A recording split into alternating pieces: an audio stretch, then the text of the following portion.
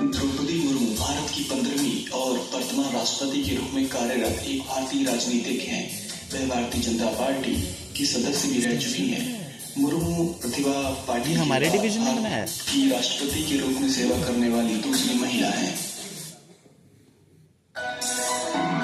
इंदिरा गांधी भारत की पहली महिला प्रधानमंत्री, जिनकी नेतृत्व क्षमता और दृढ़ नायकत्व ने भारत को नई ऊंचाइयों तक पहुंचा दिया, जिन्होंने 1966 में प्रधानमंत्री की शपथ ली और अपने कार्यकाल में कई ऐतिहासिक निर्णय लिए। कल्पना चावला, जिन्होंने अपनी मेहनत और समर्पण से अंतरिक्ष की ऊंचाइयों को छुआ, एक प्रेरणा का प्रतीक बन चुकी है।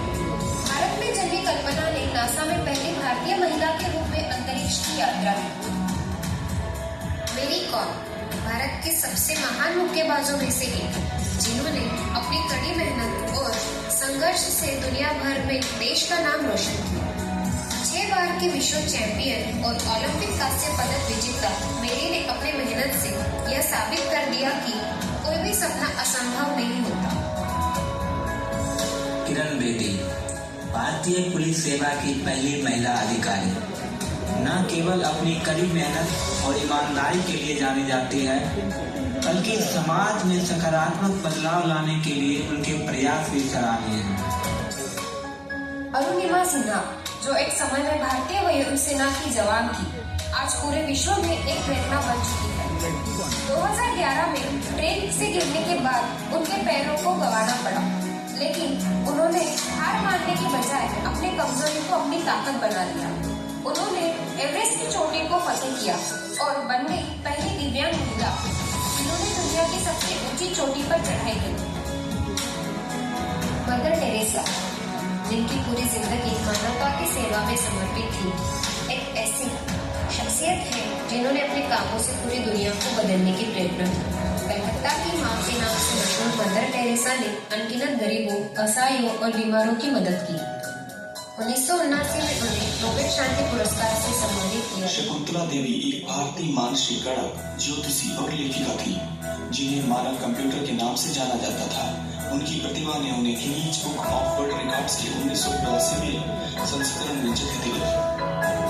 इंदिरा नूई एक भारतीय अमेरिकी व्यवसायी हैं, जो 2006 से 2018 तक पेप्सिको की अध्यक्ष और मुख्य कार्यकारी अधिकारी CEO थी। वे एक प्रभावशाली महिला हैं और दुनिया की शीर्ष CEO में से एक मानी जाती हैं।